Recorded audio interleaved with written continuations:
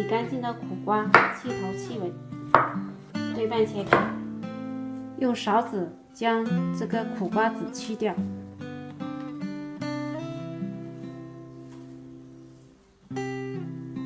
开火煮一开水，水开，锅中放少许盐，苦瓜下锅焯水1分钟，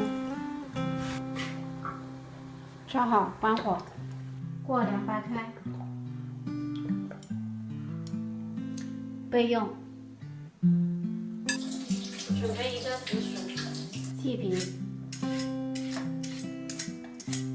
切片。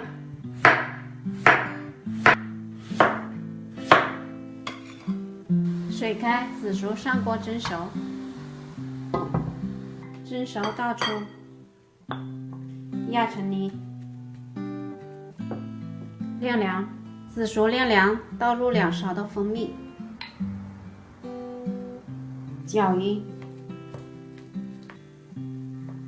搅匀之后呢，我们将紫薯呢灌到这个苦瓜里面，再用筷子呢挤进去一点，塞满就可以了。另一根也塞满。整理好后，我们就可以切薄片。